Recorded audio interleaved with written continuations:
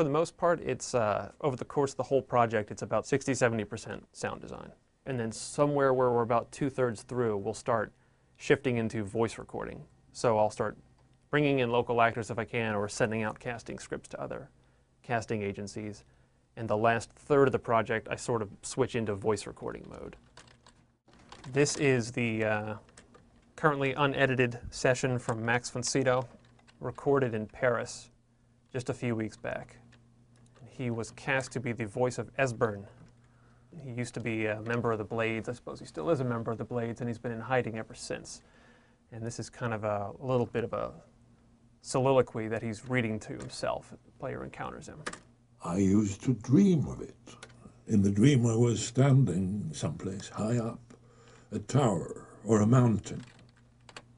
It was always just before dawn, and the whole world was in darkness. Then came the flash of light, just on the horizon, within the clouds that mark the border between worlds. It could have been lightning, but there was no thunder. In the dream, the sense of foreboding grew, but I could never wake up. Then it came again, this time more distinct, closer. Definitely not lightning. Now it was orange, brilliant orange, the color of hearth and dawn. So we're starting from there, which makes me feel pretty good. That kind of voice, with all that richness and character that he already has to it, he could have read the phone book and it would have sounded good. He's got a very, very long film history, from very, very serious dramatic movies with all sorts of directors, and then he's in things like Strange Brew. Let's see, he did the voice of Vigo in Ghostbusters 2. So we were very, very lucky to get him, I think, for this game. I got to ask him, why do this now? Why a video game script? And he said he just liked the text. And it wasn't a typical old man role that you might typically get offered once you're of a certain age, where you're the old grandfather that no one likes and then you die on page 15 or something like that. It was, this character actually goes somewhere and he takes the player somewhere.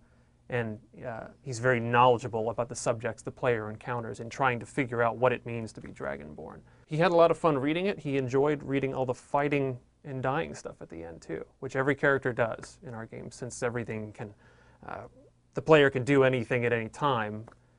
Could choose to fight someone, could choose to betray them, could choose to do a favor for them. So I was glad he was happy to read all the sorts of things you encounter in a video game script. He seemed to also really enjoy all the made-up names and places, which you never know. Some people can kind of handle that stuff, and you give them the pronunciation beforehand from the most basic things. You know, we take it for granted that we know everything about all the Elder Scrolls and the games that came before, from the simplest things like Tamriel. But that's a new word to these, you know, to whoever we're bringing on, and maybe we haven't had a lot of time to go over it with them. So we'd give it to him, and he'd chuckle about it. And then he would do it and made it sound like he says it all the time.